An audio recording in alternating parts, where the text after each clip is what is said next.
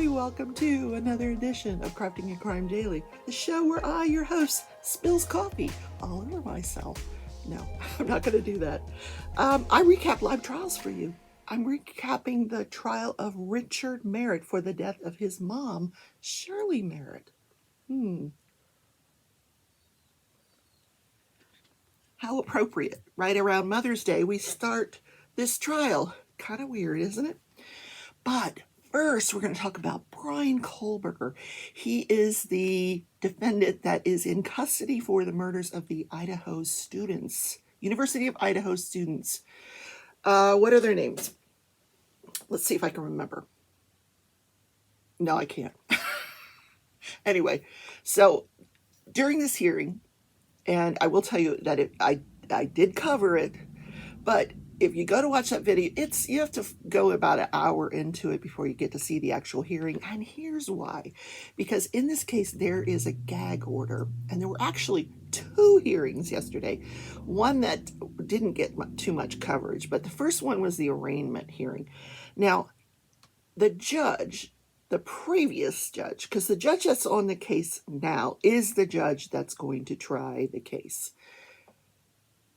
He set a trial date early October, which is just outside of his right to a speedy trial, but I think by agreement of all the parties, it still falls within his speedy trial. He's not waiving his right to a speedy trial. That's why we have a trial date that's so close. It has to be within 6 months of his arrest, I think. Anyway, I forget how that works. But they can waive the right to speedy trial if it gets closer, because right now, the prosecution has not indicated whether they are going to be seeking the death penalty, but they have a certain amount of time from yesterday in which they have to indicate whether they are going to be proceeding with the death penalty. I think they are. I think that it's probably going to go without saying that this is... If you didn't do it in this case, what case would you do it in? So the previous judge had entered this gag order, and the gag order says that you cannot cover any of this stuff live. Now, it is being recorded, the hearings, the trial, it's all being recorded, but it's not live. So you have to wait till the proceedings are finished, then the video is uploaded to the feed then. The Associated Press uploads the video feed.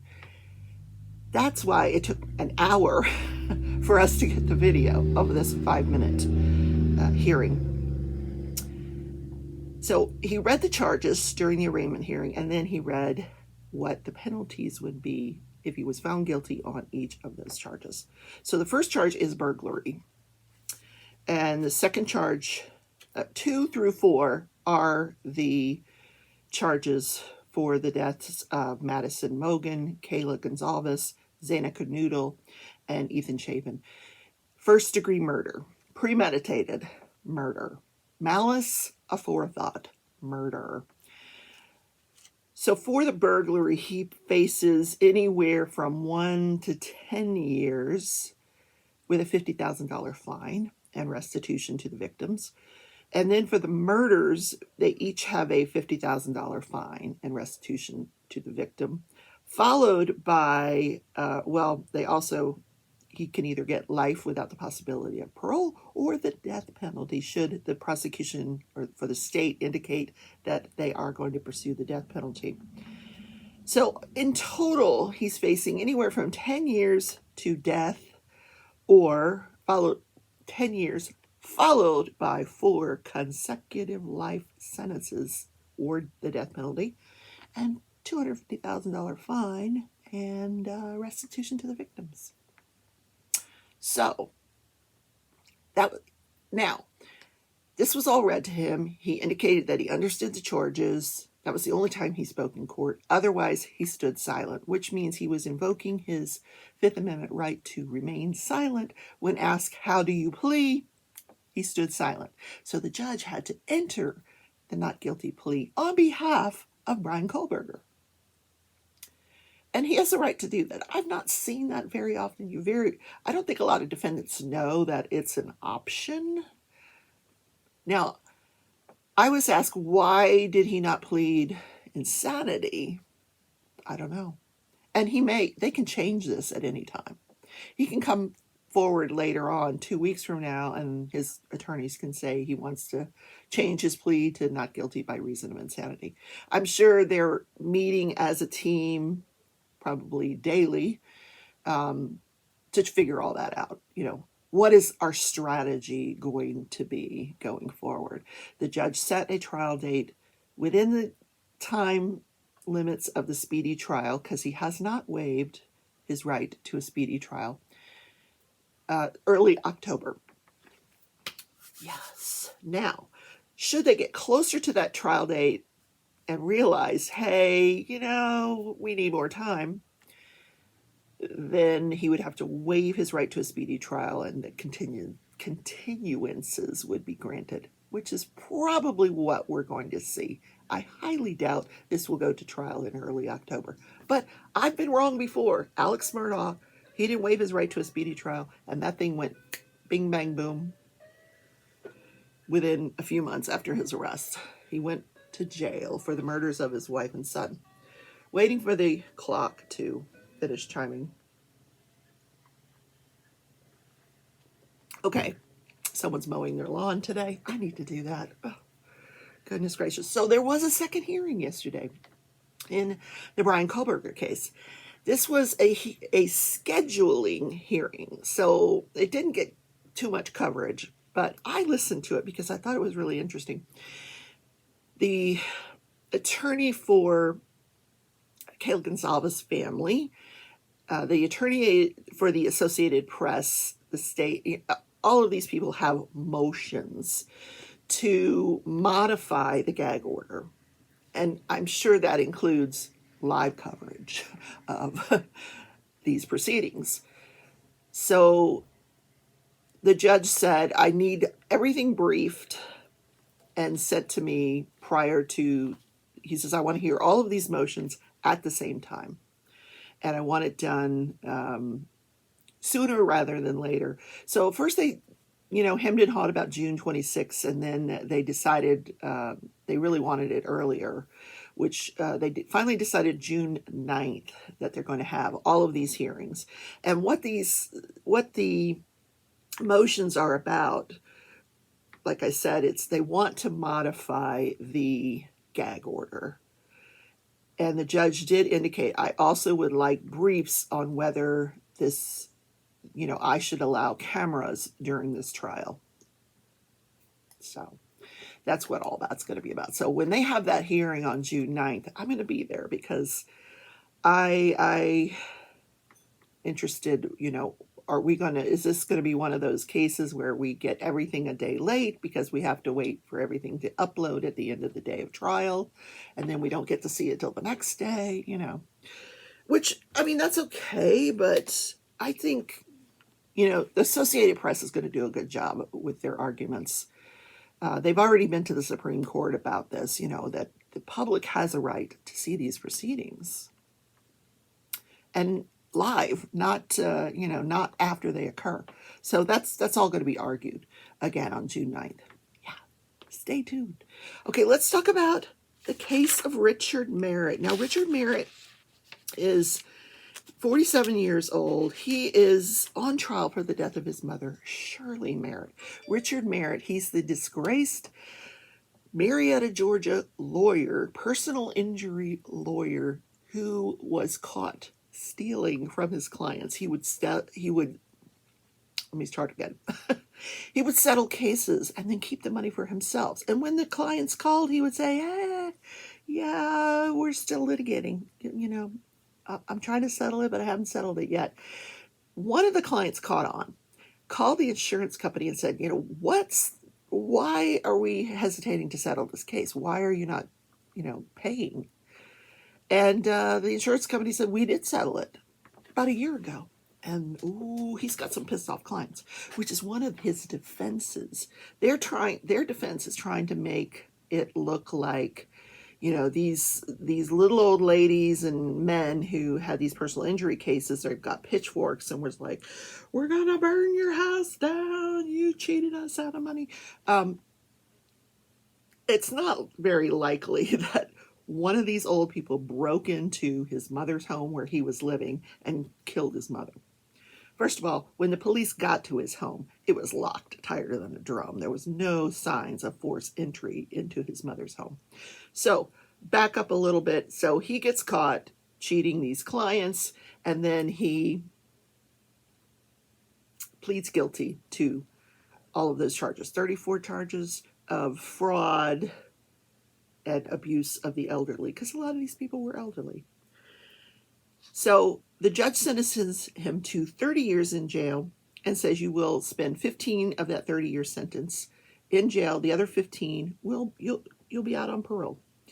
And with good behavior, he was telling people, I'll be out 5 years, and he's probably right.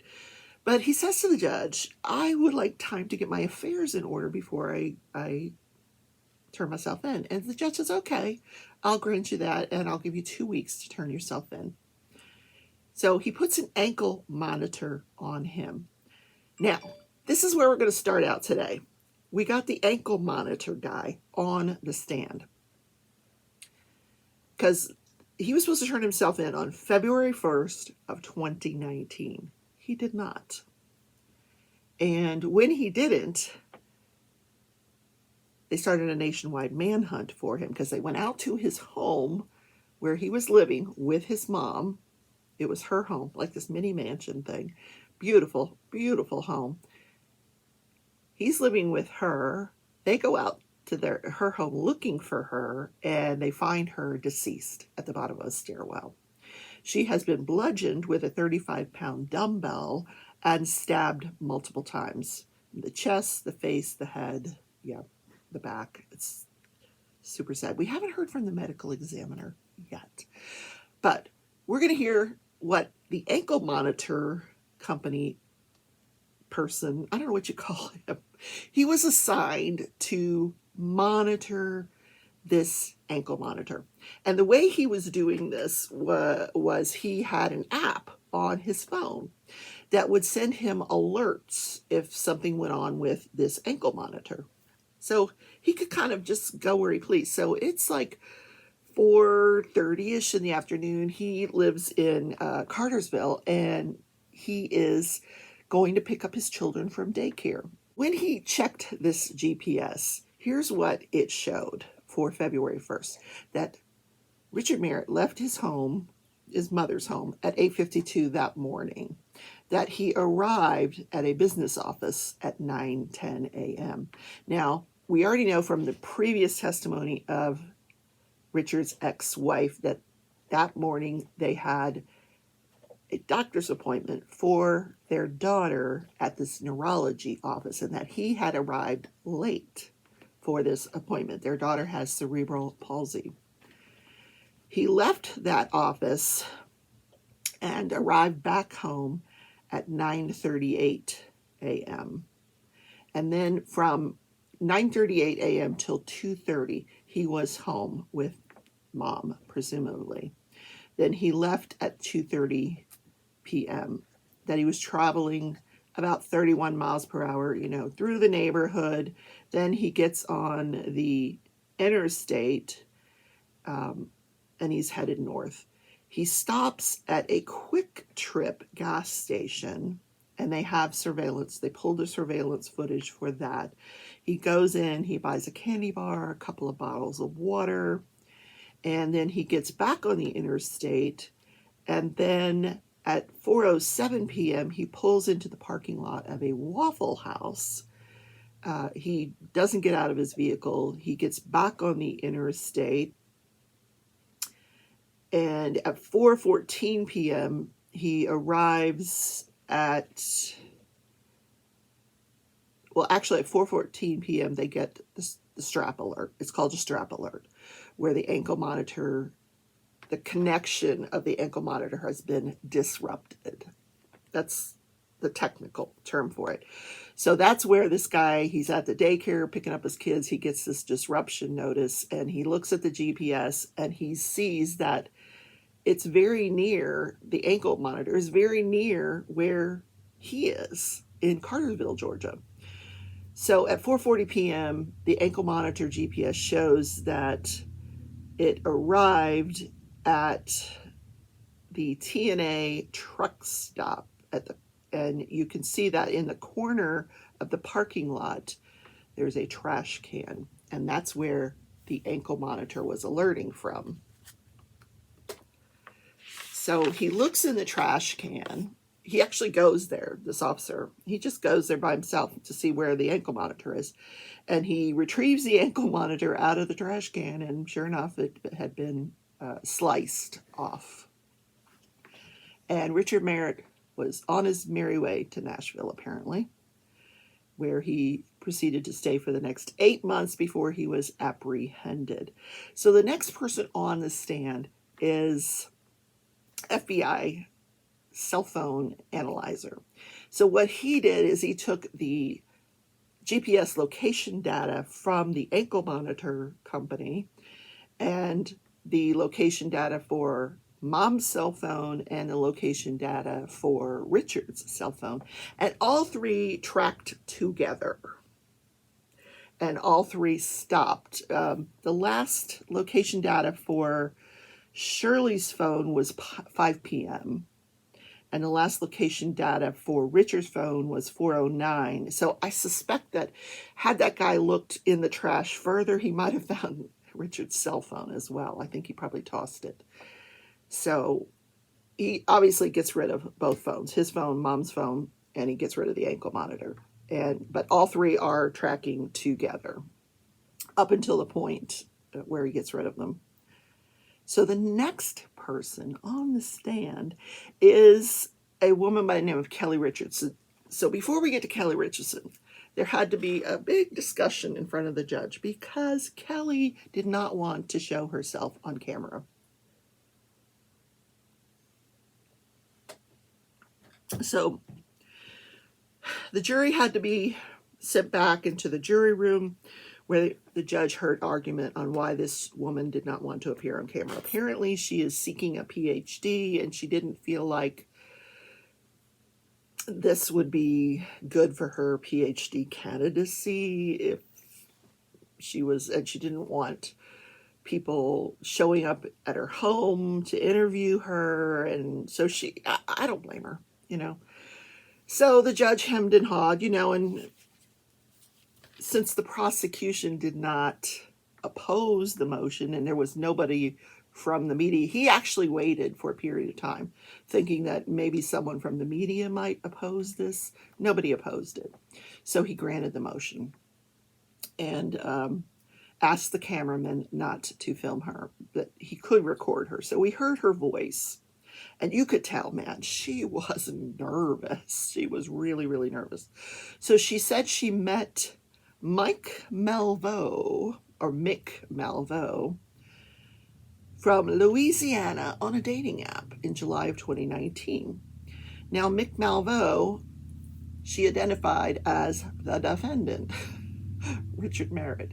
She said, well, he's got shorter hair now and he's got no facial hair. Because you saw a picture of what he looked like then. Yeah. And he told her he was a little bit younger than he actually is, like about 10 years younger than he actually is. He said that he was in marketing and he was currently working as a bartender, but he had moved to, he did say that he was from Louisiana, but he was in Nashville because he was writing. He wanted to write a book. Okay.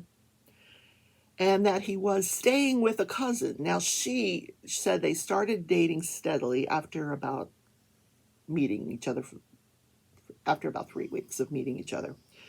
And she said he was a smooth talker and that she never did go to his place. There was always some reason you couldn't go to his place. So I guess they always went to her place. He had said that his mother had passed away a couple of years ago from leukemia, called himself an orphan. I forget what he said happened to his father.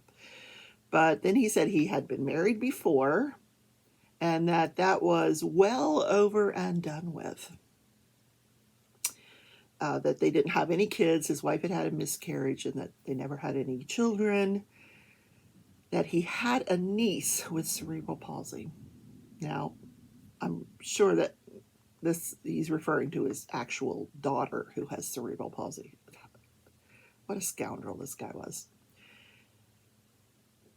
He mentioned that his wife was from Atlanta, and he told her that he had gone to school at LSU. Now, she was asked, did he graduate from LSU? And she goes, I don't think he ever said he graduated from LSU.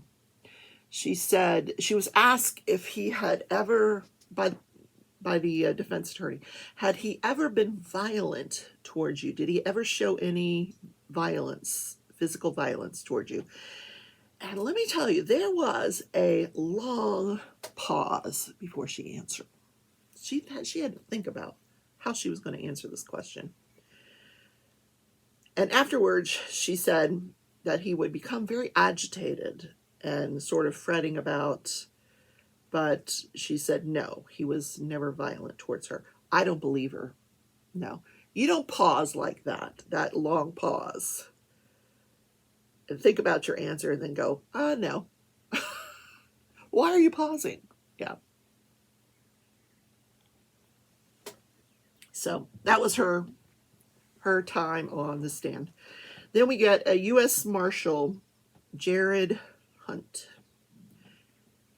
He was assigned, he worked for the U.S. Marshal's office. You know, they go looking for fugitives, but he was assigned to the DeKalb County State Attorney's Office, I guess, or police department. I don't know.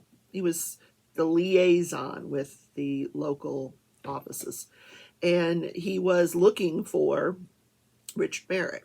So after 8 months of him being on lam, he is notified on September 27th of 2019 that they have mom's car impounded in Nashville. Now, I don't know why they impounded the car. Maybe a traffic ticket or a parking violation. I must have missed that part. Sorry. In any case, he says, don't let him take that car.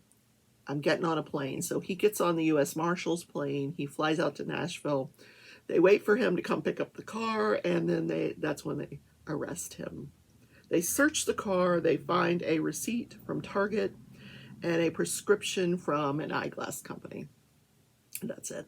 So he is arrested. He is extradited back to Georgia to stand trial. And that's where we leave off on Friday. So today, the testimony will continue in the Richard Merritt case.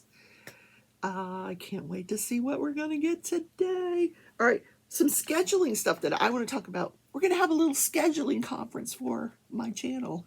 Okay, tomorrow night, Tuesday night. Today's Tuesday.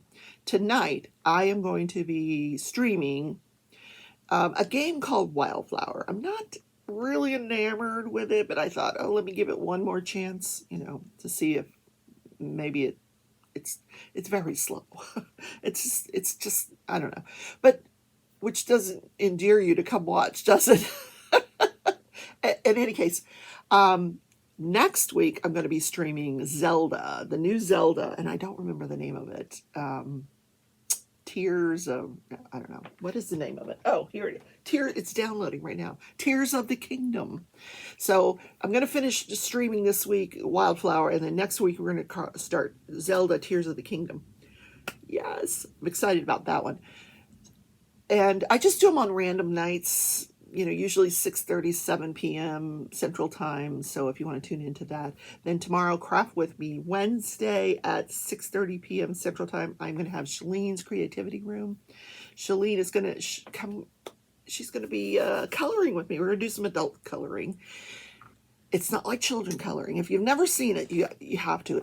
She is amazing, the stuff she can do with a color pencil. I just kind of fill in the lines, but she's really good. So, and then Thursday night is the night you really, really want to watch. At 7:30 Central Time, we are announcing the Great Escape diamond painting event. Myself and Mickey Sunshine Creates are hosting this event. It starts August 1st, but if you tune in Thursday night, you'll get to meet artist Rose Prophet and the canvases that she has designed especially for this event. She will put them up for sale in her store. They'll be available for you guys to purchase if you choose to, and we'll show you. Mickey and I will show you the ones that we have purchased for the event. It's you guys are going to be blown away when you see these canvases. Absolutely gorgeous. So, all right, that's the show for today. I will see you tomorrow in Crafting and Crime Daily. You're like, we're just here for the Kohlberger news. Kohlberger? Yeah, okay. Yes. Love you all. Have a great day.